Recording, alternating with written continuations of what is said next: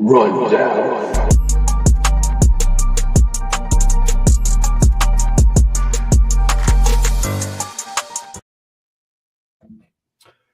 Hey everybody, how we doing? John Anthony, Chair Shot Sports, Sport Corner affiliate, as always, running on Zoa Energy. Happy St. Patrick's Day, everybody! A belated Austin 316 day, and a very happy Aaliyah 317. If you know, you know. Guys, welcome for joining us at an early matinee edition of Monday Night Raw, emanating out of Brussels, Belgium. How's everybody doing? Too bad we're not out of Brussels, Belgium. Right. Awesome. As usual, you guys know the usual suspects. I got Jesse B from the Lowdown. I got Big Mike from the Run-In, and I also have Vinny from Suds and Squared Circle. Guys, how we doing tonight? Fantastic. Doing good. Doing good. Awesome. Enjoying this nice. fucking sunshine until 7 o'clock at night. That's what I'm doing. Yes. Thank you. It makes my Daylight soul Saving Time. very happy. It's Although it was very nice to watch Raw today with the volume, because normally I'm going opposite Monday Night Raw, watching with the sound off. Normally, I have my sound off because of my kids, so it was nice to have a full volume and hear everything. So I you totally agree with that. Mhm. Awesome. It was rough watching it while I was working and trying to work and take notes at the same time. So that was a fun little juggle. I think Mike's in the same boat with you with that as well.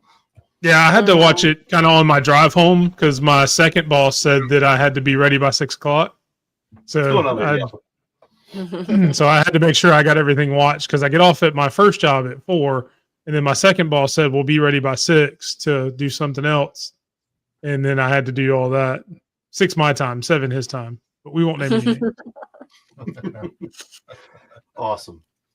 Yeah, no, it was good to see you a little early. We're all able to get together and talk about it, so I'm pumped for it. Yeah, so let's just jump right into it. I mean, it's been a little while since we've had a half-hour promo that's really meant something and really hit home. We get a Cody vignette about everything, him calling out John Cena for the past couple of weeks, and the man himself, John Cena, makes his appearance, walks his way to the ring, obviously in a very somber tone, and gets on the mic. And guys, I mean, I could sit here and read from all the one-liners and everything that we see, but pretty much at the end of the day, Cena gives pretty much says his truth, cooks the fans boo him out of the building, and Cody comes out and says, "You're a crying bitch. Don't show up at WrestleMania like this." I think a lot of what we saw was very polarizing. I think Cena, for what it's worth, obviously it's a promo, tapped into a lot of ways of not necessarily how he actually feels, but he had a lot of good points. I'll tell you that much. As far as how much he's changed, a lot of things he's done with the fans, the transparency of being booed, being cheered. I think it was a great promo, very well done, and I think there's a little bit of truth behind some of the stuff John said. I think John gets some things off his chest. If he did feel a certain way, I think he got them off his chest today. We'll go around the room. You guys can tell me what you thought about the promo and talk about any particular parts you want to. Mike, I'll start with you. So I think this proves why John Cena is one of, if not the best promos in wrestling, maybe ever. Because agree with what he said or not, like what he said or not, he did exactly what he's supposed to do. That crowd ate out of his hand from the moment he stepped out from behind the curtain to the moment Cody Rhodes came out. The pop for Cody Rhodes was 10 times bigger because of what John Cena said right before Cody's music hit. And they hit it at the perfect time. The timing was great because as soon as he said, "Well, I'm breaking up with you," Cody Rhodes music hits. Big pop, crazy cheers for all that. It is a master class of John Cena being one of the best promos in the game ever. And again, regardless of what he said, because again, I agree with Cody. He was being a bitch. Whether it's fair or not, he was being a bitch. I would like to see the old John Cena, but seeing the old John Cena doesn't get the reaction for Cody Rhodes that we got. So well done, great promo. I can't say too much more about it. And there was that weird kind of thing where Cena's like, "You don't get a new me, you don't get a new entrance because you don't deserve it." I'm like, so this is like a weird. See, and I'm gonna jump in.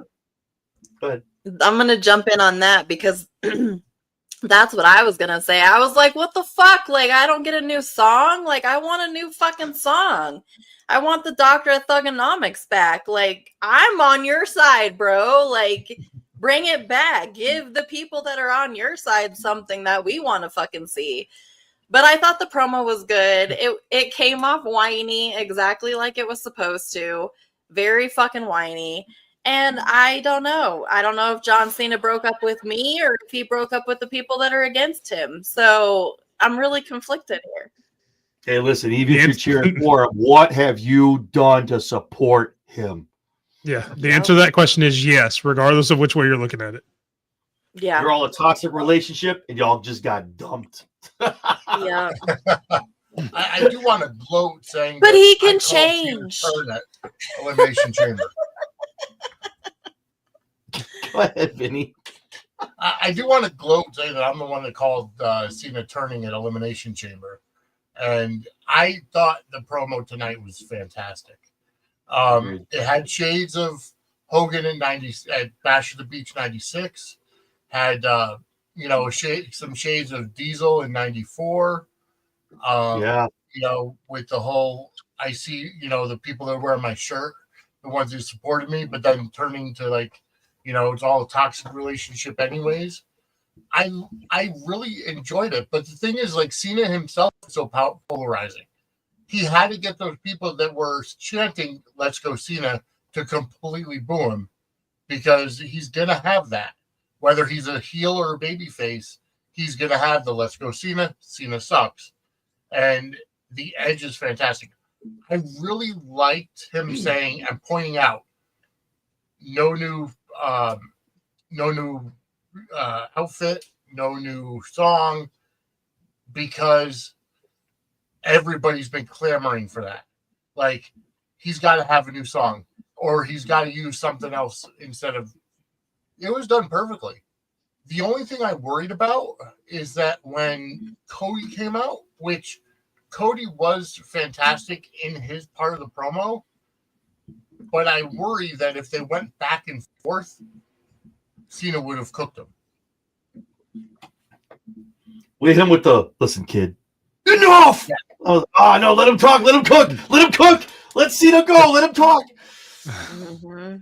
To be perfectly honest, I know he says no new music, no new look. No, I think when he makes his entrance at Mania, it's going to be with the final boss. It's going to be some weird hybrid of the trumpets, something wild. I don't know if it's going to morph into whatever The Rock comes out to, but I think we're going to get something because it's WrestleMania. Does it stick into April? After that into May? I don't know. But I think at Mania we get some kind of new weird hybrid of "My Time Is Now." So I think that's when we're going to see something. I don't think it's going to be these Raw live events. But here's the thing. He says no new look, but if you pay attention, it's kind of a new look. Normally when he comes out, and they even put out the kit for next week's Raw, because they've got the special one for each location. The Last Time Is Now.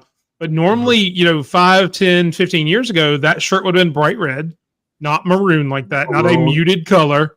Yep. It would in the tan. It would have been white and red. It would have been bright. It would have been a happier color. So he does kind of have a new look. It's all about it's subtleness. Yes. Exactly. That's what I was trying to say. And that hat, if I were ever going to buy John Cena, I loved that hat. I was in love with that. I want one thing from John Cena forever, and that is that hat from Brussels. Really? Oh, I love it. That was a bomb ass hat. I don't give a shit. I love that hat. I didn't really pay too much attention to it, but that's because I was working. It's because you were working. Yeah. But overall, I think the promo cooked. I think it got where it got to go, and I think heel Cena is just the tip. This is just the tip of the iceberg of where we're going to go for the next 4, 5, 6 months. However long you think this is going to go, whether he's going back to the face and ending everything like that. But this is definitely going to be a great, great run, and we're just hitting the apex of it before we drop down the roller coaster hill. So I'm very excited. Great way to lay it out today in Brussels. So I was excited for that. It was good to see. Mm-hmm. It was a good opening. Yeah. Best 31 minutes they've had on Raw in a while to open up. And Cody saying, I wanted to fight John Cena. I don't want to fight this whiny little bitch. That, that was a good way to end the promo. Yeah, and Cody not even trying to be like that face guy, just being like, yo, what are you? Who are you? This is what I get? You win and this is what I get? Don't bring this shit to me to WrestleMania. Bring me the real John Cena. Because I'm going to roll over you. I'm going to retire you early. Like, Cena, he's not even being a face here. He's just like, yo, you suck. Bring the real you. Don't bring this generic shit watered down. I like it because each of them have a have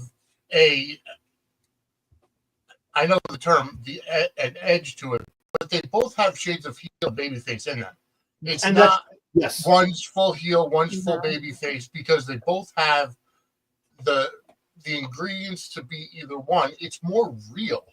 Like I like what I like the direction of the product, because you don't have a lot of clear babyface, clear heels, and I know it went back to how the industry has evolved, but these are more like real fights there that there is a story, but there's no clear Hogan Andre where one's a babyface and one's a heel. right. These two guys have shades of both, and now they're just fighting as humans, so to speak, because everybody has that shade of gray. I'm not a face. I'm not a heel. I'm a human. Yeah. I'm a human being. Dance, puppet, And you guys have dance. turned me into a puppet. 45 years of being in a relationship. Oh, nice to see Tank, our honorary mascot, making his voice known too. On cue. Awesome. Tank's always got to make an appearance. Awesome. So that was a great way to kick it off. Great stuff. We go to our first match, Penta and Kaiser. This match was good, man. Kaiser every week is getting better and better. I know we've all talked about it. Like, he gets his chance to showcase in his singles opportunity, and he's showing up and showing out. Great stuff. Obviously, Mexican Destroyer, Penta driver on the chair. Penta gets the 1, 2, 3, but I really think the winner here is Kaiser, because he's really just showcasing what he can do as a singles guy and as a great heel. And I think down the road, I think you're going to see some great things from him once he kind of breaks away from the Penta thing, going for titles, things like that.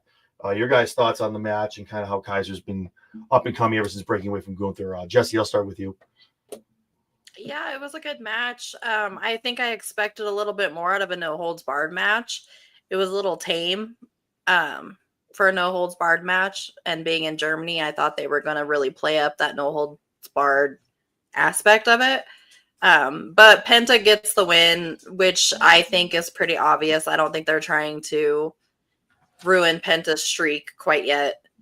But it was a good match all in all. Kaiser has come a long way since leaving Gunther. I think that was a good move for him to go out on his own and do his own thing, because now he's gaining his own identity. He's getting his own momentum behind him rather than just riding the coattails of Gunther. So it shows that he can get over on his own. Even as a heel, they're booing him like they're supposed to be. So that means he's doing exactly what he's supposed to be doing. So it definitely shows that he could do what he was doing with Kaiser, but do it on his own. Absolutely. Awesome point. Damn dog. Vinny?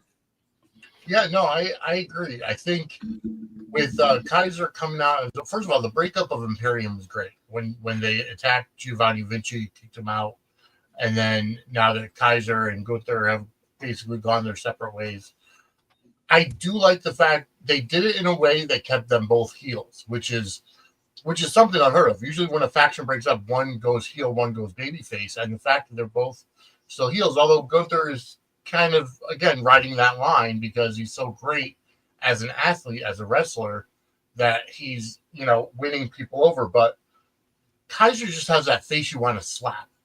Yeah. It's just, he's got that uppity face. And he's with Tiffany Stratton. Well, yeah. And I see it all the time in soap operas. You get those uppity rich people, the uppity face where they think their shit don't stink. Yep. And, it's just, he has that face that you want to slap him. But he's a fantastic athlete. He's a bumping machine. Trust me. He's been doing great to get Penta over. And,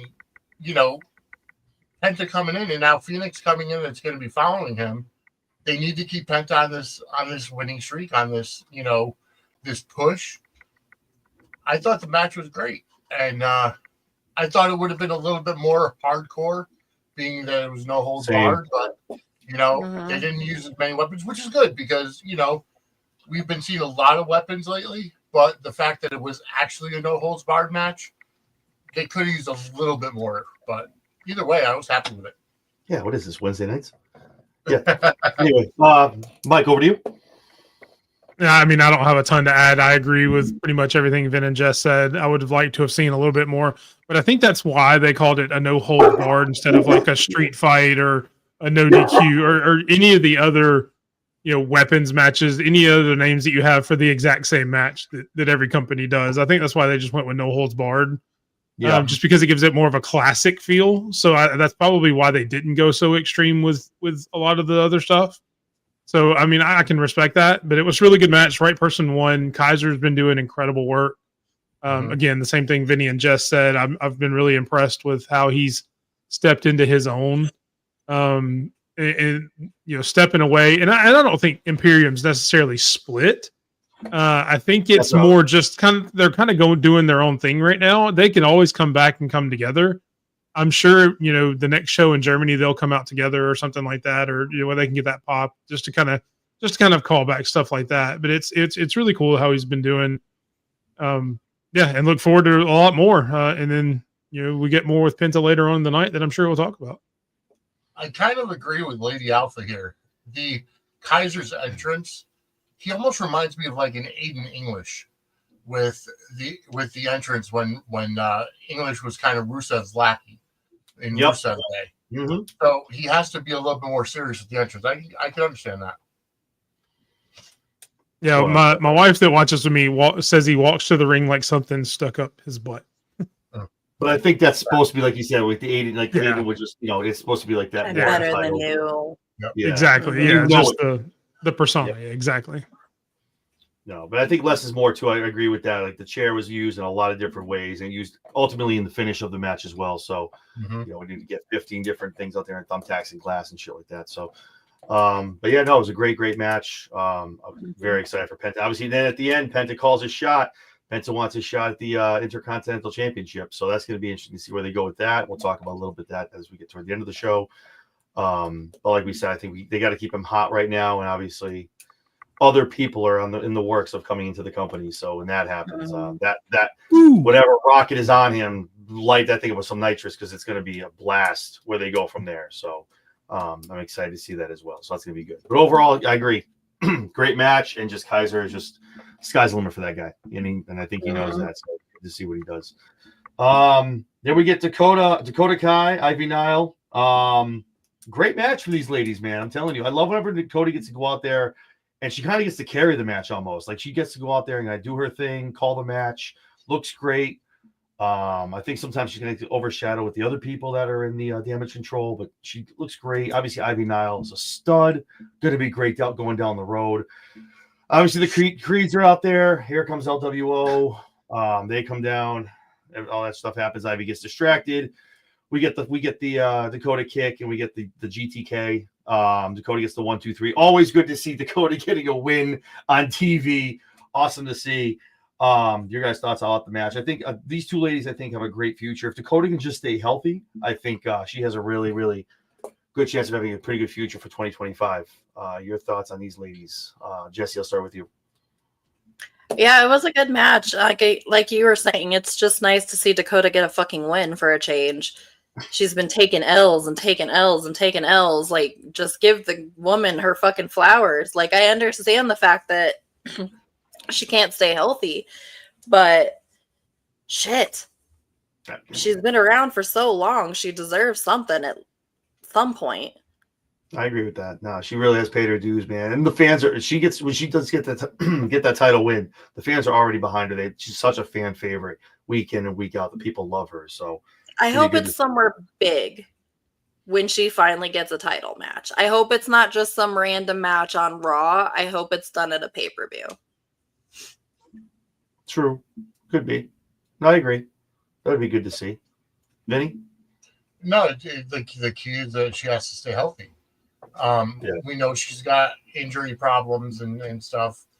And, it's a good match. She's a great athlete. She's been there for a while. She deserves to get something. But again, she has to prove that she's reliable. Ivy Nile, I think they could do so much more with, instead of, they could have her going for the women's IC belt or the women's world championship. She's, in the words of Jim Cornette, she's a puppy with big paws. She's got to grow into her stuff. And and really take over. But I see a really good future for Ivy Nile. Awesome. That's a good take. Mike? Yeah, I mean, and again, a lot of the same stuff. I won't talk about Dakota's health anymore because I've talked about that till I'm blue in the face for months now, even back from her first IC title shot with Lyra for the initial one. But yeah, I want to kind of follow Vinny there and shout out Ivy Nile. You know, as much as I love Dakota, I mean, Ivy's come a long way in a short time. She hasn't been here as long as Dakota. She hasn't done as much, but she's, you know, holding her own in the ring. Yeah, it was a little sloppy at times. You know, the GTK was a little off, but I mean, that's, you know, it happens, that kind of thing. But the leaps and bounds she's taken over the past year or two, maybe, it has been incredible. So shout out to her. I mean, I think she will be well into that Intercontinental title picture for Raw a lot more once they decide to open it up. You know, I'm glad to see next week. You know, I know we'll talk about other matches. Somebody else other than Dakota Kai being in an IC title match, just like I'd like to see. Glad to see other people other than Michin in a US title match. You know, other than the same person over and over. So, but yeah, I mean, I'd like to see them all kind of get in there. Awesome. No, I think the match was great, and both those girls definitely have a bright future moving into 2025 and beyond. So it's good to see both of them showcased. Obviously, Dakota getting a win is always cool. So good to see that. And then we have the contract signing. Io Sky, Bianca Belair. Man, Io's entrance just slaps, man. I love that entrance. One of the top 3 right now is her entrance. I love it. They get them in the ring. They give their shots to each other, sign the contract, and Pierce is like, "Thank you so much for being so civil with this contract." Here comes Rhea. Here comes Rhea. Out to cause havoc. If nothing screams chaos, it's that theme. Here comes Rhea Ripley down. He's like, "What are you doing out here?" She's like, "What are you guys doing out here?" Gets in the ring, puts both girls down on the table. Shout out to that table not breaking. Okay, right. They're getting some. Even the announcers table didn't break during the Penting and that announcers table is built to something totally different now, man. It takes a lot. It hasn't broken since they got the new table. I don't think I've seen it break. NXT is the only place you're seeing tables go down nowadays. It's just on Tuesday nights. No. But yeah, no. So Rhea signs her name on the contract. So I think we all talked about this, it being a triple threat match. Rhea getting her way back into it. Yeah. So then we have a backstage segment, not to like get in front of it, but obviously they're all in the back throwing each other around. Your guys' thoughts on Rhea getting herself into that match and Mania possibly being a three-way dance for the World Women's Championship? Mike, I'll start with you. Yeah, shout out to Rhea Ripley for playing the biggest game. I've licked it, now it's mine. So that's kind of the way it's going. That's all I can say. It's that whole thing where you had that one little kid in lunch in school. Thank you so much for tuning in, folks. It's been good. I mean, everybody had that one annoying kid that would walk around at lunch and see your Cinnabon or whatever and just lick it and say, "Okay, now it's mine." And that's kind of what happened. Hi, James. Yeah. Whether it's right or not, that's how it's going to happen, and that's what we're going to get. And if we end up with a triple threat match, I'm all for it. Lick away, mommy. That's Jesse. Your thoughts?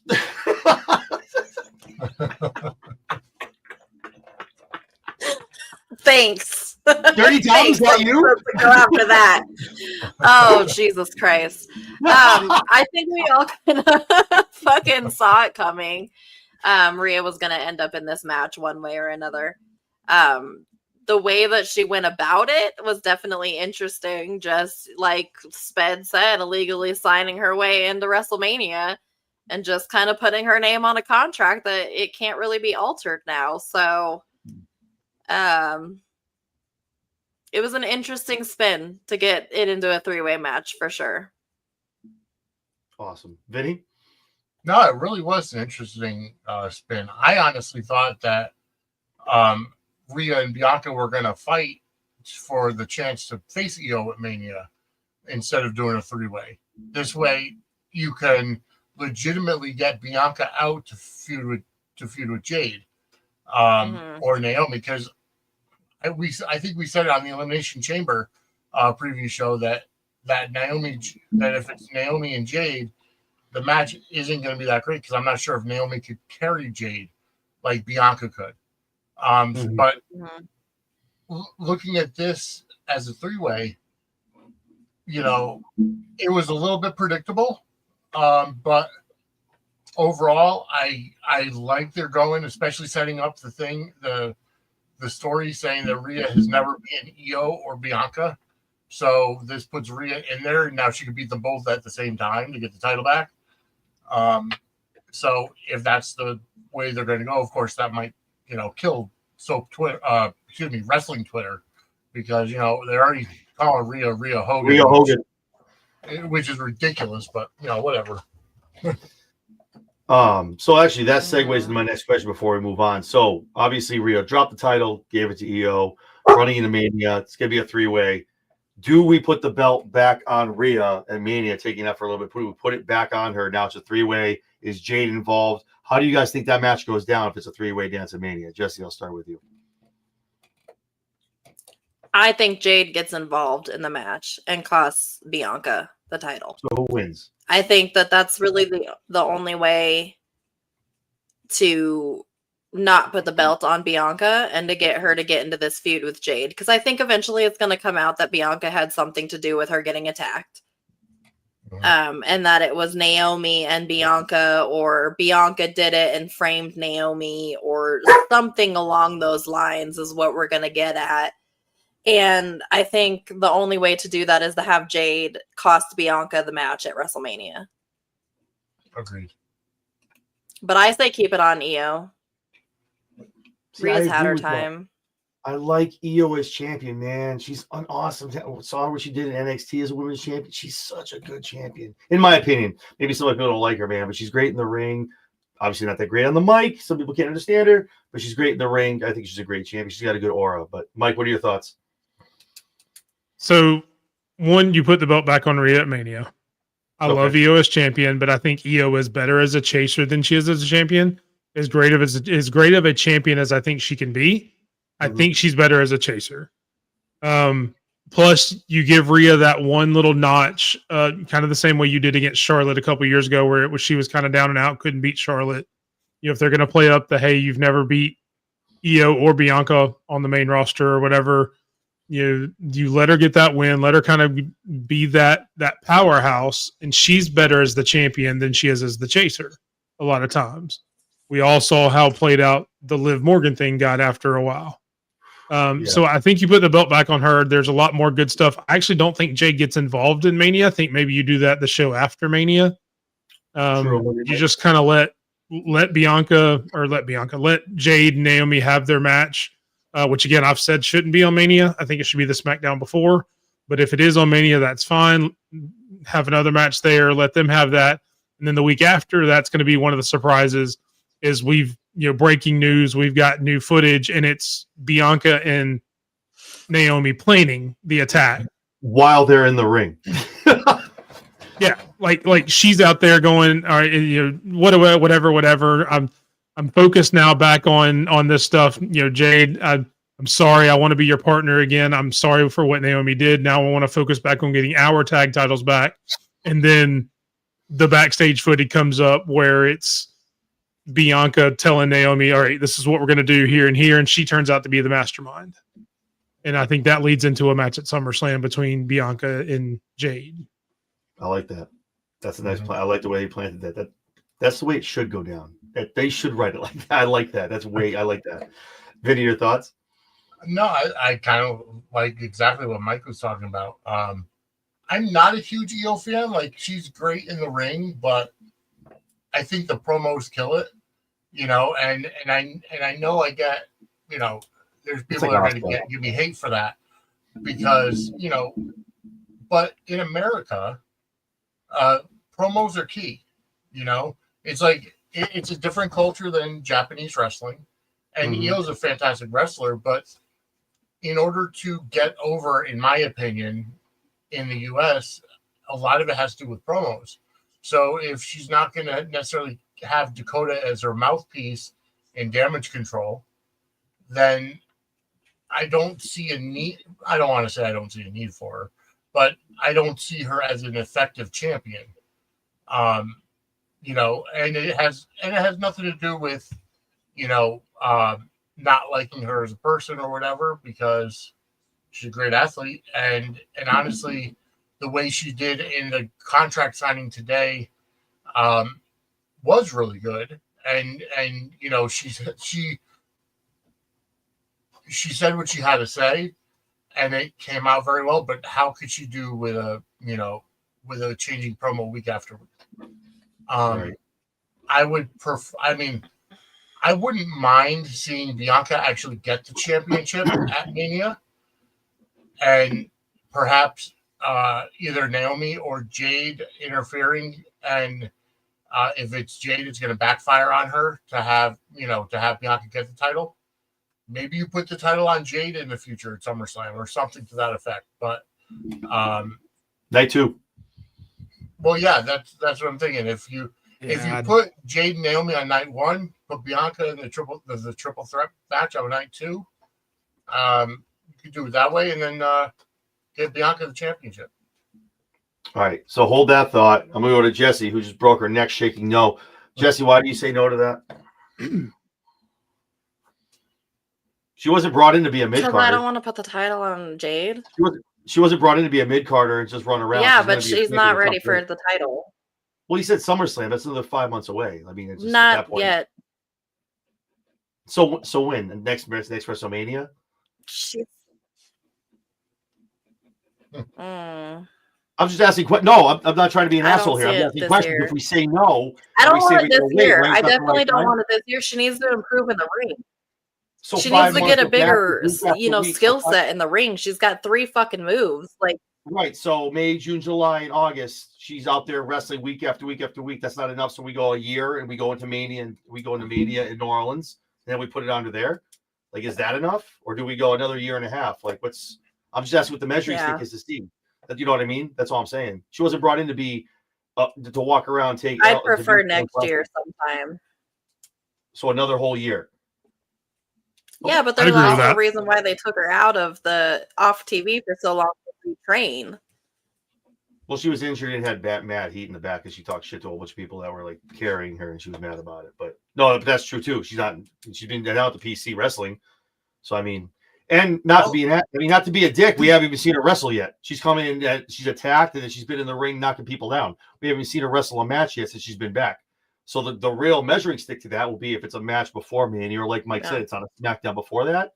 That is going to be my litmus test to say, okay, yeah, no, don't even touch anything, or maybe give her one of these mid-card belts, see where she does with that U.S. title or the Intercontinental, see what she does as a champion, 2, how she wrestles in the ring in singles matches, being the champion carrying the match. I think that would be the test to see where we go when SummerSlam rolls around, or if we wait, maybe if we go into next year, she's probably going to be the shoe in to run the Rumble. So, but that's kind of the direction I would go. I would say let her have a run with the U.S. title over on SmackDown for a little while. Yeah, maybe if you want to let her win the Rumble next year, let her dominate the Rumble next year. You know, Nia Jax just won the record for most eliminations. Let her break that next year. Let her eliminate 10 people. And let her have that accolade, because that's what she's good at. She's, beating people down. She's taking people out. Yeah. And then maybe next WrestleMania. But yeah, I agree with Jesse. I don't think she's ready at SummerSlam. I don't think she's ready anytime this year. Just because the growth I had thought I would see between when she came to the company and when she went off TV was nowhere near what I thought it should be, or what. And stupid me can't get in the ring and do any of it. So what does my opinion matter, to be honest? Yeah, she's definitely not there right now. She's not even ready yet. No way. I mean, it just is what it is. From what I've heard is that she's been having trouble remembering spots. So that's she needs either someone to call it in the ring, and 95% of people can't call it in the ring anymore. But that's what she has to do. She has to get better, and I can see her definitely getting better working with the right people. But again, if she's going to be champion, she has to be able to work with anybody. So, no, I agree. Push it off to next year. Push it off, but she's got to improve. No, I agree. Sped Rex out here talking about AC title around Jade. So, yeah. But I think a mid card is definitely the mid card is definitely. I would prefer the IC title on her. No, I agree. I'm just saying, but like I prefer the IC title on her over the women's championship. And I just said US because she's on SmackDown now. I mean, that's the only reason I No, said I agree. US. I That's mean, why I if know- they draft her over and change it, Oh, I mean, it's yeah. a mid-card period, Right. regardless of what show she's on. And I think that's the litmus test. If you can't remember spots, I mean, it is what it is. This isn't. Mm. Here we go. This isn't AEW, okay? It's WWE. You can't. No. I'm saying no. I mean that because if you can't remember your spots, you can't work in the ring, you can't be a champ, you can't carry a mid card title. This is a good. Sorry, it's not. It's not. It's not going to work for us. I'm sorry. Go somewhere else where they tolerate that and they'll let you. They'll work with you, do whatever you got to do. Sure, It's he not did gonna that. work in WWE. That's where she came from. But I understand that. But I'm saying like obviously they're reteaching her from what she learned there. But if Right. it's not going to work here, and you're like you can't even carry a mid card, and you're still kind of rough in the ring, and talent's like, yeah, no, then we didn't sign you to be a mid card talent. Jade Cargill was signed to be an eventual world heavyweight champion, Oh yeah. or for the women's division, either it's on Raw or Mhm. SmackDown. So if you can't remember your spots, you can't do it. Then unfortunately, yeah, it's not you. It's us. Sorry, we got to go. We got to part Yeah. ways. But Mhm. it's gonna be interesting to see how it works out the next 7 to 10 months with her in the ring. And like I said, we'll see her first match back, I'm sure, in a couple weeks, and see where she's all the stuff she's learned down the PC since her injury angle. She's been off TV. Yeah. And here's my question to kind of add on to that. And I know we're trying to get on to the next thing. Does she have a match before WrestleMania? she's got Do it. they put her out there? I think she She's has. got it. She has to. No, I agree. It has to be. Like there's no way they hold her. If they're holding her off till Mania, that's even a bigger problem. If they're holding her off to Mania where she's not ready to be on TV, Mhm. and they're still holding her off until Mania, that's red flag all day. That's even a huge problem. I'm a huge Jade Well, fan. and I also think that if they put her in a match before WrestleMania, it's going to be a squash match. It's not going to be a legitimate match. It's going to be a Yeah, 3-move set squash match against somebody, and it's not going to be anything legitimate to actually see if her skill set has improved. No, I agree, and that's what I said with Mike. It should have that match should not. If it's Naomi and Jade at Mania, it better be pre-show, man. I don't that should not be. I'm sorry, it shouldn't be on the card, man. I'm sorry. Like Naomi's Yeah, good. with some of the, She's not the with best. the other one in matches arena. we've talked about, yeah, it shouldn't be there. I mean, honestly, they should put her in a match with. Man, this is a Natalia. family show, Red Rock. Jesus, If they Is it really wanna- though? Mike, come on, what are you doing, Mike? Is it really? I mean, is it really a family show? I mean, come on. Oh, that's right. No, it's well, not. well, listen, it's not my fault. We're doing this at 7:30 because they want to run things in Belgium. Okay, Usually Yeah. it's like, Yeah. it's like 11 o'clock already right now. Yeah, usually this is Big Mike After Dark. You know, I don't have to worry about that kind of stuff. Sponsored by Hims. Exactly. Awesome, but I agree. I think it consensus from all of us. I think like it's got to be good matches and not squash matches. But we'll see what happens. But she didn't. I'm telling you right now, when Paul signed her, when they signed her, and it was the big get from AEW, she did not get brought here to be a mid card champion. If that's what you can do and you can't remember your spots and can't run a match, good luck in your future endeavors. So after that, You're going we to go stay to on the Jade- mid card. or you go to you can always go to NWA or something. Jay Uso, Austin Theory. Jay comes out. I feel like I've talked about this a couple times. I was in my head. I'm gonna shock the world. I doubted myself.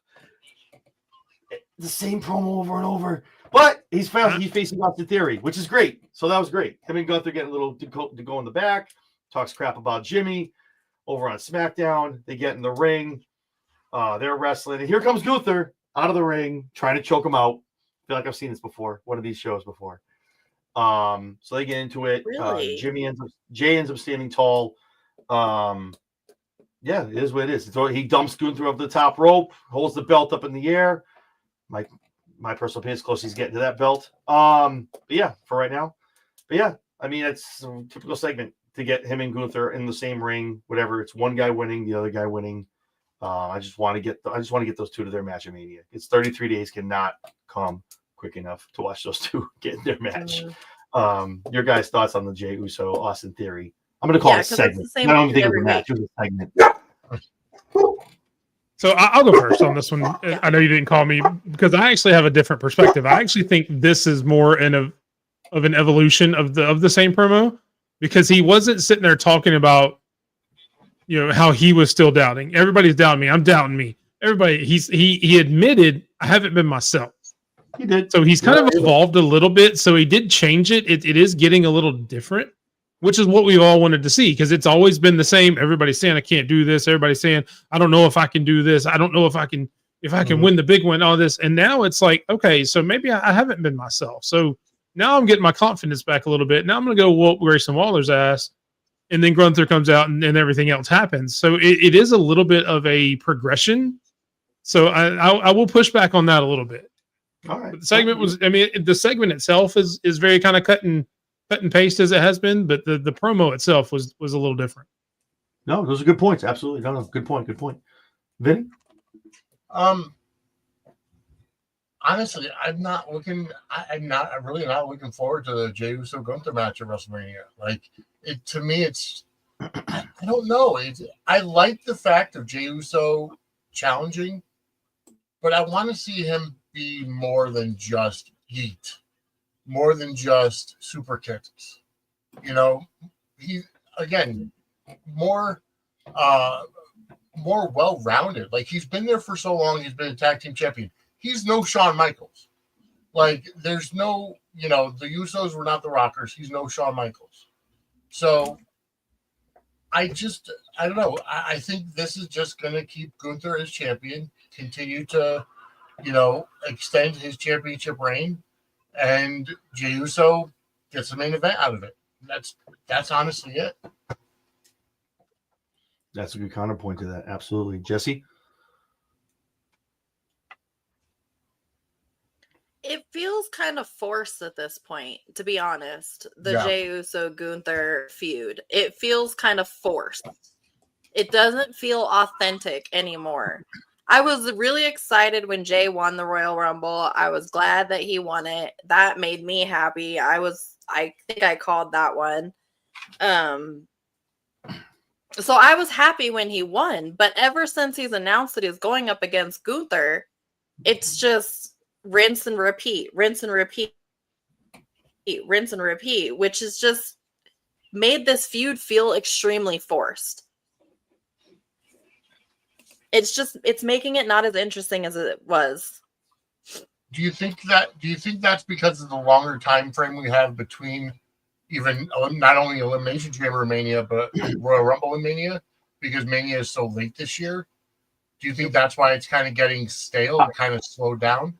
I've been saying that. They declared way early. We've all been watching this for a long time, especially Vinny. I think it's getting stale because they're rinse and repeating. Right, but there's been years where it goes down. I remember when Taker was in there with all three champions when it was ECW, and this was when Elimination Chamber wasn't going to be for the number one contenders. He could show up and pick a winner, and there was 3 weeks left. Oh shit! Now they're going to build the story. Now it's 2 weeks out.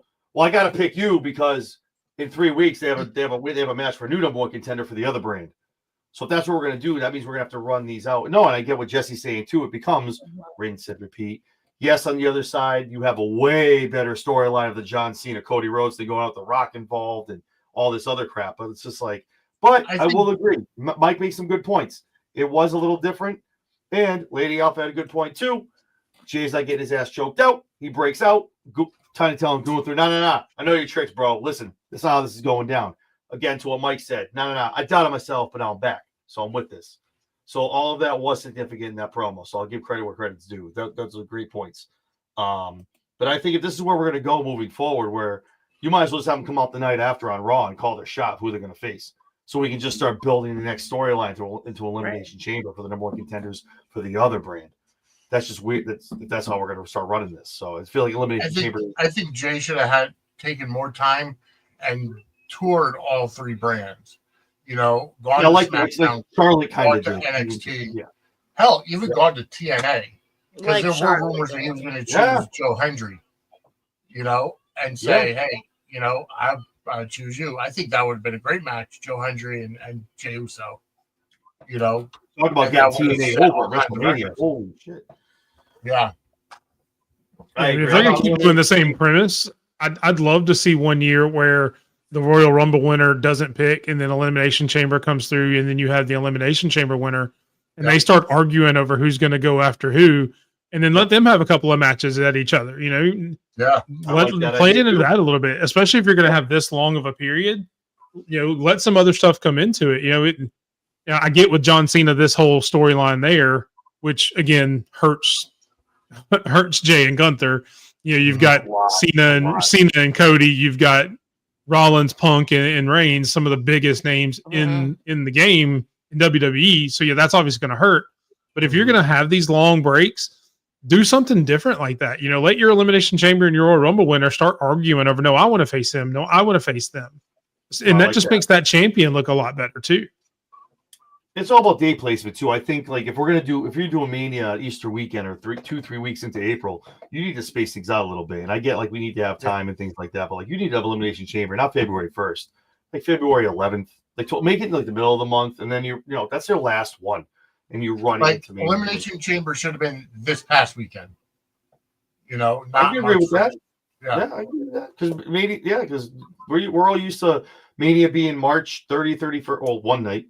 But at least April 1st, April 2nd, April 3rd. But when the dates came out, I went, wait, what? And it's Easter weekend? I was like, oh man, okay, cool. So, I agree. No, Mike, that's a good point, man. It's just like, let it lapse, and you're like, I'm not going to pick yet. And then the chamber winner goes, oh, by the way, I choose so-and-so. Wait, whoa, I didn't pick. That sucks for you. You didn't pick. I won my chamber. Yeah. I'm getting my shot. So, you got to I think maybe they do that moving forward. I hope so. Because you got to, this is, if it wasn't for Cena, the Cena and the Cody stuff, you'd be sitting here like, just 33 days, get here soon enough. Please get to Mania, get these matches over. Yeah, I mean, just imagine it takes Cena out of it this year and the whole Rock thing. Imagine, in 4.5 Punk winning the Rumble and then like Rollins winning the Chamber, and now they're fighting to see who can face Cody. Yeah, imagine that. That would be cool as shit. Talk about a spoiler of riches, man. We got these three dudes are in the triple threat match. Those three top names are not even involved in the title matches. That's wild. Oh man, but no, I agree. I think you switch it up a little bit, make the chamber kind of more interesting. If that's where we're going to be, if that's the set for like the other brand gets their win. So yeah, considering Reigns, they have to do something in the next 4.5 weeks to fix this feud. Sorry, I got a delay. No, it's fine. No, it's okay. It's okay. I think, but the more it's cool. That's why I like we do this thing, because now the more I'm thinking about it, Mike's right. Like maybe that was a turning of the guard. Now maybe Jay gets to jump on Gunther next week. Like now it's like now Jay starts to take the momentum. So all this time Gunther's been like kicking his ass, but in his head now Jay starts to take the initiative going toward Mania, and Jay has the momentum going into Mania into Las Vegas. Maybe that's the way we're starting to go into the last 2 weeks. Maybe they're just beating the hell out of each other. I don't know. Like stalemate. He holds the belt up again. I think they're trying to go a different way with it. I really hope they do, because the promos just need to stop, man. Like I know he does the whole promo coming out, before he does hit my music. I get that, but just let's make it a little more interesting. But the fact, like I said, like Mike said, like it's in Lady Alpha. He broke out of it, kind of dumped his ass, held the belt up, like nah, let's go. Like now it's my turn. So that might be interesting going into it. So I'm open for that. So awesome. All right, cool. So Creeds versus part of the LWO. We got Dragon Lee and Rey Mysterio. Great match. I felt like it was kind of a filler match, but good match. El Jefe Gigante made an appearance for the mysterious masked man. Dude, for real though, Chad look good, man. He's doing some nice moves out there, man. If it's Chad Gable, just saying. I'm assuming. Whoever the masked man is looked really good. Me and Michael Cole are totally on an island. Whoever that masked man is. On an island thinking it's Chad Gable. He looked really good doing Chad Gable's moves. Right, yeah. I know when he did the pause, I'm like, no, that's totally not Chad Gable. No way. But no, he looked good out there, man. I like to give him a little. And they still getting chased out of the arena. That's cute too. I love it. So it's not too comical. At least he's out there kind of kicking ass and looking like he's reborn as a lucha. But that'll be cool to see once he finally gets unmasked with that. But yeah, cool. So there was that. Then we get Karrion Kross. We got a Scarlett sighting. Very happy to see Scarlett on TV. We have Karrion Kross and Scarlett. She's on TV. They're talking to AJ. Yeah, and he's kind of just like, maybe it's not Logan Paul. Maybe you're just mad at yourself because it took you so long to get your vindication. Logan just didn't need a lot of time. This is and he's got Kerry has the new shirt where he's the puppet master. Love it, man. I keep saying it. I think I say it week after week. I know they're doing this until we get to Mania and get him into a program. But what they're doing with Carrying is just so damn good. He's shot calling for months. He's just shot calling. He's a future world champion. Oh my God, yeah, absolutely. When he finally gets it, he's just gonna literally just run roughshod. Like he's just. Oh man, I think I shared it a while back. Mike's talked about it. He's had everyone he interacts with. Just look at that character and what has happened, like down the road, and how it's all like panned out. Such good. Here's the psychology behind Karrion Kross. If you notice, he takes on the look of everyone he's interacting with, so they'll see a glimpse of their future. Yeah, Sammy was the bun. Now it's the soccer mom straightened hair with AJ. Yep. Yeah, no, they picked it up a while back. You called him a soccer mom. That's what I used to call him. You know what we do with soccer mom hair? You just made the list. His soccer mom and his two goons. That's what I used to call them. Awesome. See, and here's the great thing about Karrion Kross that nobody talked about though, and that I want to point out. Besides those three, we've totally glossed over the fact that he has his fingers in an entirely different pie as well. And he put a tweet out about it. I know, John, you saw it because we both made a comment about it. I retweeted it. And they even showed it. There was a spot where Dakota Kai was coming out where he was having a conversation with one, and I know Sped will enjoy this, one Dominic Mysterio in the background. So yeah, he's got his fingers in a few different pies there. And the last word was judgment. I called him out on it. He was the first one to like it. As soon as I retweeted it, I see you, Cross. Don't worry about you, buddy. I see you with the winky face. I see you. He was cracking me up today with those fucking tweets about Jean-Claude Van Damme and trying to find him and thinking he found him and then didn't find him. And then that shit was so funny. If you don't follow Karrion Kross on social media, you're missing out. I mean, that's outside of wrestling.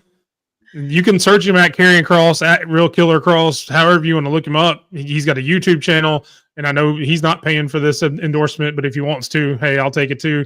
But follow that dude on any social media. You will not regret it. 100%. It's entertaining. I love hey guys, I'm going to take off because I got prepped for that. So just want to give my final thoughts on Raw and just say I enjoyed it and I liked watching it in the afternoon, and it'll be an hour later next week, 4 p.m. Eastern. But either way, I'm enjoying it. I'm enjoying the ride to WrestleMania. And if you want to catch me in 5 minutes, talking all about General Hospital and doing our Soap Stars March Madness 2nd Annual Tournament Selection Show, go on over and check that out, 8 o'clock. Awesome. Guys, if you're not doing it already, definitely go over and check out Vinny's channel. As always, Vinny, it's been a pleasure, and I'm sure we'll all be able to get together next week since this is nice and early. Vinny. So go have some fun. I'll definitely be tuning in, so I'll talk to you soon. Talk to you soon. All right, brother. And then there were three. Awesome. So Finn Balor, Braun Breaker, Intercontinental Championship. Great match, man. Great match. Vin looked great. Braun every week just getting so much better.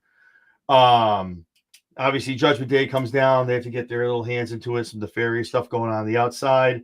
Dom tries to help. Pretty much screws Finn over. Gets him in the family jewels. Has him saddled up on the top rope. Braun gets up, hits him with the Frankensteiner and the spear. 1, 2, 3. Braun is still your Intercontinental Champion. But aside from that, again, man, these cracks in the armor that we've all talked about, and Dom, again, now the same thing that happened with Damian. This is literally Finn and Damian when he was going for Money in the Bank. Now it's Dom and Finn costing him matches inadvertently. It's just, again, in the tweet as well, made a lot of sense when I saw that. I went, oh, okay, yeah, So I think we're definitely seeing the end of the Judgment Day as we know it once WrestleMania season is over. And obviously at the end, they beat down Braun. Here comes Penta. At the end, he's holding the IC championship across from Braun. So that's gonna be an interesting rivalry going forward as well too. But just your thoughts on the match as well, as far as kind of what happened with Dom and Finn, and kind of what you see going on for the next couple of weeks going into Raw, and obviously where we go. Do we have a Finn Demon taking on Dom? Do we have Finn and Dom at WrestleMania? Where do you guys think this goes as we head up into WrestleMania?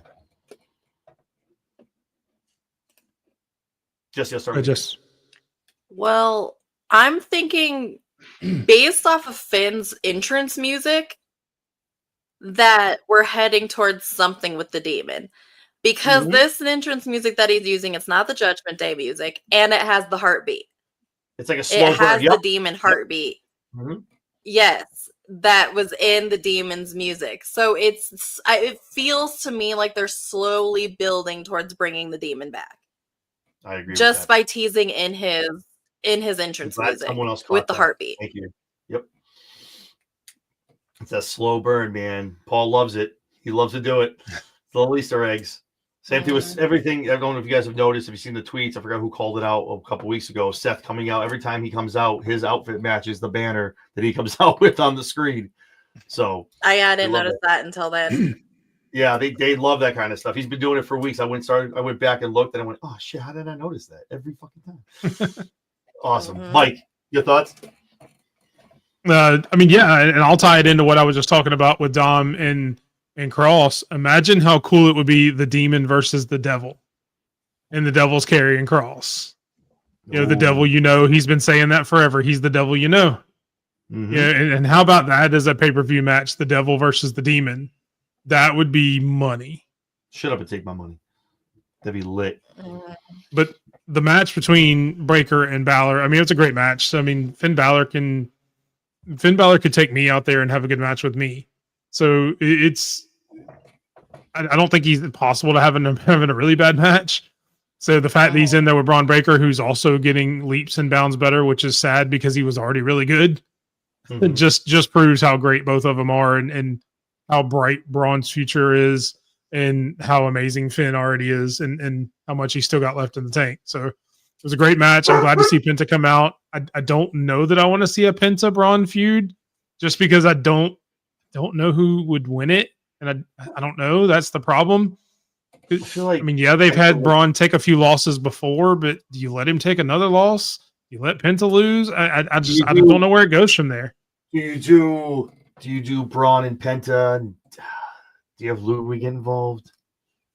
I mean, they've already done. They already kind of did that with Sheamus too. It was Ludwig, Sheamus, and Braun. Yeah, I mean, true. if they're building towards just a big multi-man match at Mania, I'm fine with that. I'm here for like that. Maybe a 6-person ladder match like they used to do with the Intercontinental title ladder match. I'm fine with that. That'd be awesome. And then you could have any of them win and it doesn't really hurt the others. But I mean, if they're just going to give me one-on-one Penta versus Braun, I don't know that I want to see either one of their momentum stop like that until Mania. Yeah. No, I agree with Well, you. and it's also interesting too with them being very close to signing Rey Fenix. Are they going to continue to push Penta as a singles competitor? Or Phoenix is already in. I'm pretty sure that was him on SmackDown on Friday. They paused it. Like if you superimpose like the background, it's his mask from like whenever. I think the last time he had. I hope they keep him on SmackDown for a little while. Please, yeah, that's my big. I'm sorry. We'll finish talking about this match and then we'll go into a couple other things before we get out of here. But go ahead. I'm sorry, Jesse. Finish your thought. I apologize. As far as Rey Fenix, I can't remember what I was saying.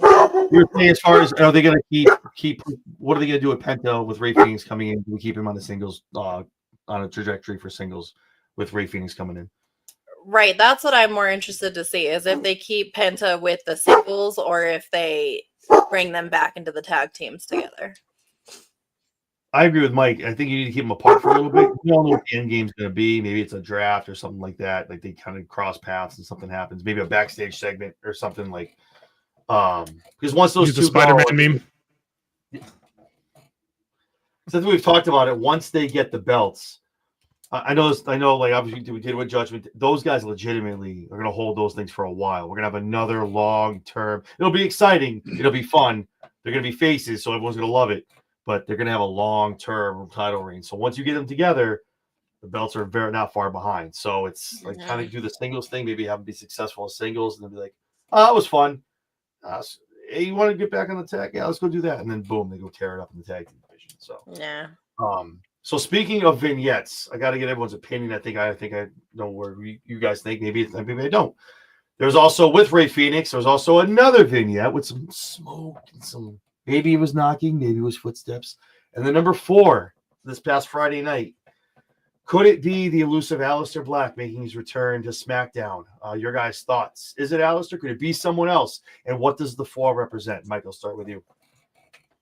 So, and I don't want to take the credit because I'm not this smart, but if you go back and search Aleister Black on YouTube and the number 4, one of the last promos he cut before he left actually talked about Chapter 4 being known as like pain or something like that. He has a book. He's like where he was sitting there cross-legged. Yeah, it's where he was like sitting there cross-legged with all the candles around him. He's reading from this book. Yep. And it's like Chapter 4 is something pain. So that was one of the last promos he had before he left. I think it's just a continuation of that same style gimmick. I don't know that they will do it exactly the same way because listening to the entire promo, it got a little lengthy, kind of the way that Vince McMahon led promos did back then. Mm-hmm. But I think that was what the 4 will represent, because you had the smoke and the candles and all that. You had the candles from the other promo. So I think it will lead directly back into Aleister Black into a similar gimmick from what he had when he left. Awesome. Jesse? So I'm having like a blackout moment, and I can't remember if I watched SmackDown or not, to be perfectly fucking honest with you guys. I'm sitting here like racking my brain trying to figure out what the fuck I did Friday night, and I can't remember for the life of me what the fuck I did. Well, if you can't remember, I can pretty much tell you what you did Friday night. Yeah, it might be a good night for you, actually. Friday night up there in Colorado. Yeah, that's every day though. It's a Fat McAfee promo right there. We're here in Colorado. So I Maybe you were saging the house on Friday. Who knows? Like this. Yeah, I don't fucking remember what I was doing on Friday. Okay, well, must have been a good night then. You were saging out all the evil spirits with Travis Scott. That's what you were doing. You know what's really funny is every time I sage, my son starts getting all like up in arms about it, and I'm like, You know why? Because you're a fucking demon. That's it. When he gets mad about it, you'll put that stuff around the door. I'm like, every time I sage, bitch and complain about how you can't breathe, you're a demon. just throw some salt at him. It's fine. I'm dead. Just trap him in his room with a line of salt, all fucking exactly. supernatural. That's wild. You'll put that all around the door frames. Supernatural style. I Call need the- Sam call and the Dean to come save me from my son. He's been possessed. All the Winchesters, we need them. I need And the Sam last- and Dean. And the last thing I'll ask, obviously a different brand, but what do you guys think? I'll start with Jesse. What are your guys' thoughts on what will happen? How they're going to use them at WrestleMania, or if they even do? What are your guys' thoughts on the Wyatt 6 as we move into WrestleMania? Will they be used? Will there be a feud? What do you guys think they're doing with that gimmick? Jesse? They've lost so much momentum by not being featured over the last couple of weeks. They're going to have to do something pretty big to get them back in the fold, to get anybody excited for something at WrestleMania, I think. Right. I think I think they've set stagnant too long, and they're going to have to come back and totally like with a steam train behind them and try to get them back to where they were, because I think they've lost a lot of interest. No, it's valid. That's valid. Mike? Yeah, I agree. I don't think they do anything at WrestleMania just because, we've talked about Triple H's subtle, slow burns, and it just doesn't fit. You've got a month left. It's the 17th of March, so you have exactly right at a month with it being on the 19th. And there's just not enough time for, especially a group like that you can't just throw out there. And of course, something will happen and it'll prove me wrong, and I'll look like an idiot, but that's fine. It's Friday on SmackDown, but they need to wait till after WrestleMania, have a hard reset, bring them back, let it build, to something down the line, maybe with Alexa Bliss, have that way, at least it's something a little different. And there's a reason that they've been gone this long, maybe because we've been waiting on you kind of thing. Now she's here. Now we can be the group we were meant to be kind of thing, to kind of build something to be, there's a reason that they were gone other than just not being on TV, but they can't do it by WrestleMania. Let me put that on its head though. And this has been a problem with me when she came back. Do we need to put Alexa in that group? I feel like you're just, all she's going to ever be is, obviously she's very connected to Bray. She has it on her jacket, but it's just, I feel like she's never able to break away from the Wyatt Six to be her own, like, kind of singles kind of competitor. I don't know. Obviously she's always linked to them forever. Like, was it with Bray? I just feel like her going to that group is just going to kind of she wasn't doing much before she left, going on her, being out, going on, being pregnant, being on the leave. I just don't. I don't know. But with her coming back, she could easily be the goddess, and it would be just fine. She could go back to any of her other gimmicks and be fine. The way the Wyatt Six have just been absent, the Wyatt Six right now need her more than she needs them. No, absolutely, no. Because that again, them adding her into the group, they can play it off as into, we've been waiting on you. Because you're really the main one other than Bo. I mean, I get, Rowan and him were friends, but that connection between Bray and Alexa was a lot more special. Yeah, no, I agree. Than anyone other than maybe Bo, because that was his brother. Of course. So now that she's in the fold, now it gives them a reason to say, well, we've been waiting on you to come back. We've been waiting on you to become who we know you can be. And maybe you start seeing Alexa start changing over the next few weeks, because you've already had the little snippets of the little glitches. Sorry, that's what I meant to say. No, I got you. Yeah. Maybe she starts getting a little darker each week and darker until she starts going into like an Alice in Wonderland type madness, and she turns back into them. And now that's what they've been waiting on, and it gives them another reason to come back, even with Bo. And if they want to start going for leadership of the group or just do it together, it gives them that story going forward, where I think the crowd will buy it a little bit more than if they just come back and do something. Yeah, I think they definitely need to come back united and not do the power struggle yet. But I think down the road, that'll be kind of like the downfall between the two of them. So yeah, I agree with that. No, but again, if they come back even without her and it's just the same Wyatt Six, then everybody's like, well, okay, where have you been? What have you been doing? Just because you got put her on SmackDown, what the hell? And I this gives them that reason. And I appreciate the trying, like, Gacy's out here with his, they're doing the cryptic tweets, they're still updating the book with the chapters. They're trying, man, but you really can't just start throwing QR codes back up on the screen. Like, we did that, it was cool. Now it's like, okay, now we're doing this again. Different. Yeah, so hopefully you got to spice it up. Because if we're doing this, I was talking to a gentleman at the big event. I was like, we look at it, obviously it's a storyline as a group, but this is at the end of the day, Bray's legacy. And if you're going to do it, you got to do it. If you're not going to do it good at all, just scrap it. Forget it.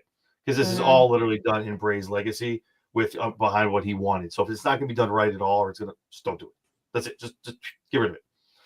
Yeah, I tell you, I'd like to see, like, right after Mania, like, the lights go out, the music hits, none of them actually come out, but it comes back up, and one of the videotapes that she used to carry out is sitting on the desk. And they play that, and then it's the whole group kind of standing behind Bo, and he's talking about, again, like I've kind of repeated already, and I won't go into the whole thing because it'll be forever. I know we're already over. Hey, welcome back. We love you. We want you back. We're glad you're here now, and that kind of leads off. But kick it off of one of those videos, because that's more information than just the QR code, and it gives you a little bit more story. That would be a neat way for me to kick it off and start showing, okay, this is what we're going to do. I like that. That's a good idea. No, absolutely. And again, it's different from the QR code too. People do love the QR codes though. They do like them. They do. And you can throw one in there if you want. Like, throw one in there in the middle of the video or something like that, just to get some more interaction with it. Absolutely.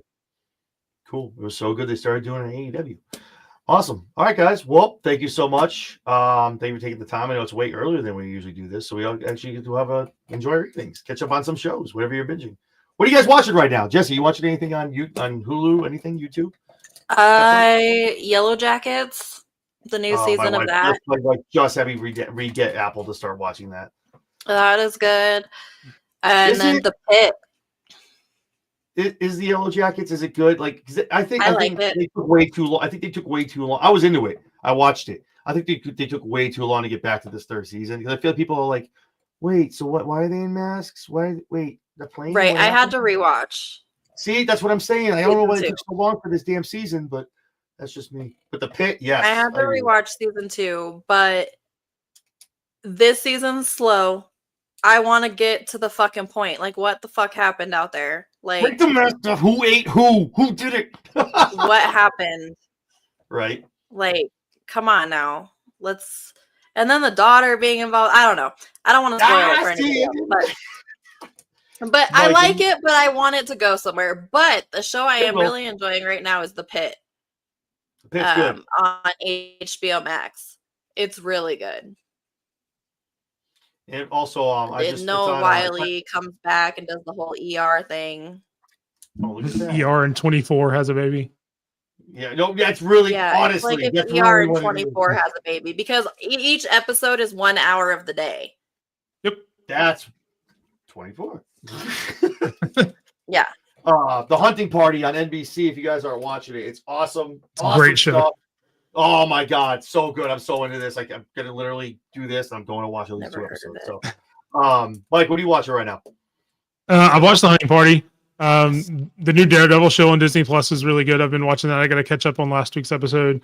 But I'll put myself out there. I'll catch a little hate and a little let people make fun of me. One of my guilty pleasures is like online dating shows on Netflix, and I binged Temptation Island this weekend. That is the funniest shit in the world.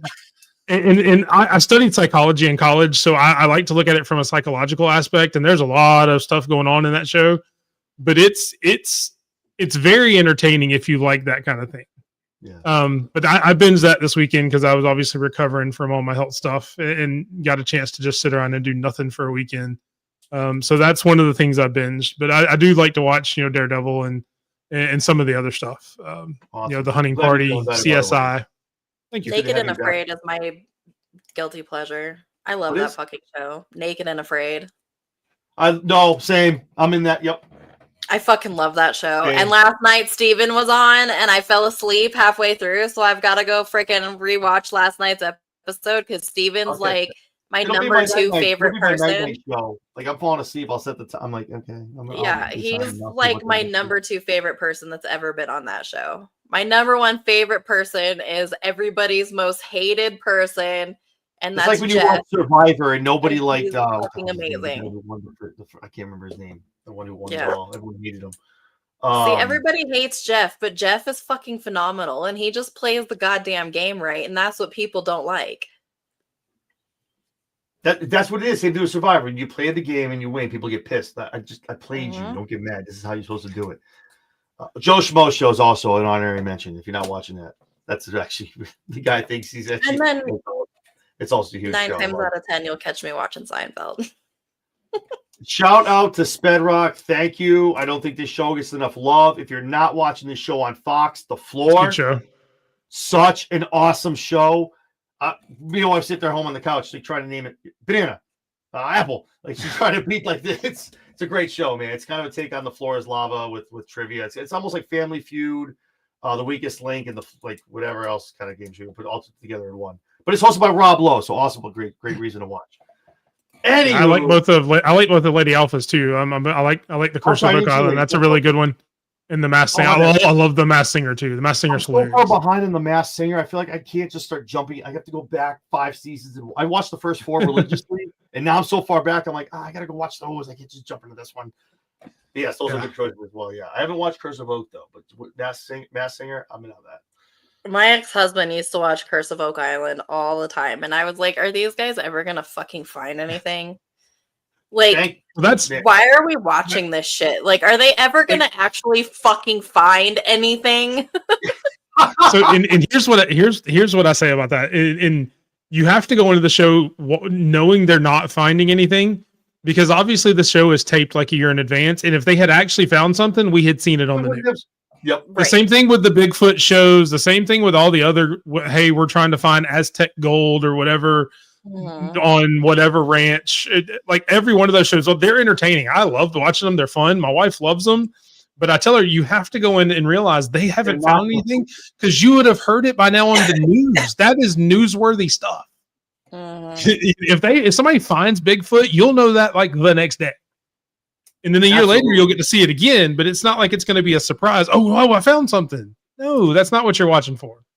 But yeah, I mean, that's Oak Island's one of my favorites. All the stuff that they have found a lot of historical stuff, but nothing, like the treasure, like they hype it up to be. Yeah. And Bedrock with the Extraction. It's almost like a takeoff on the Hunger Games, which is awesome. That's a good show as well. I've watched that. I haven't like the whole thing. But I watched a couple. And Deal or No Deal Island, man. I'm sorry, I can't get down with it, man. No, so this year, Deal or No Deal Island, I've watched a lot because there's Pretty actually I like it. Again, kind of my psychological brain kind of kicks in, and I like to watch it. Not to mention, she never really made it on TV, but one of the main contestants, Letty, she actually used to be one of the WWE trainees that I started following when she was in the PC, and she's on it this season. So I started watching it for that connection, and it's pretty cool. She's also like former Miss Indiana, she's a former volleyball star, but she got put in on the NIL program for WWE. And I saw her on like one of the level ups or something like that and started following her online. And she's on there and she's really entertaining. She's really cool. So I have watched it this season and enjoyed it. And I feel like they were just like, we gotta switch it up. How we're going to an island. Anyone knows Howie Mandel's like, ha! Yeah, no, you can get a new host. I'm not going. Like, I'm not going to a Exactly. Bro, if it's Yeah, on he the shows up studio- like he shows up like the first episode. Hey, here's this guy. I'm gonna go home and be away from all this now. pretty much. And also, too, you kind of the last thing I'll talk about. I know we're going over, but the last thing, if you're not watching it, the LFG this year is very, very good. This show, Yes.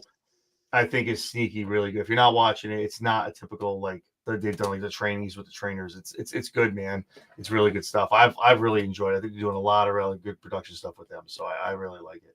Shout out And to the real- Dipshit.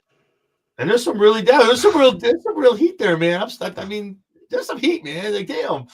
The So- kid gets on my nerves, but he's got something. I hate to say that. The kid gets on my nerves, but he's got Watch, something. It's gonna transcend. Watch as we go on Yeah. after this series. It's the transcendence. Him and I even got into it on Twitter a couple weeks, like after the first episode, where I called him out. Really? And he responded, "Oh yeah, it was a couple things." But I'm just like, man, I think you'd be awesome as a heel, but it's just you get the name Dipshit for a reason. It's real. You're a dipshit. There's a reason Shawn Michaels named you that when he first met you at your tryout, because you're a dipshit. I'm dead. That's awesome. I love it. Awesome. Well, that was a good dive in. I like that. That was awesome. So now we'll let you go. We'll let you guys go and watch your shows. Awesome. So if you guys watch, you obviously know the three of us. But in case you don't know, it's your first time. I'll let Mike go first of where you can find him on all the socials.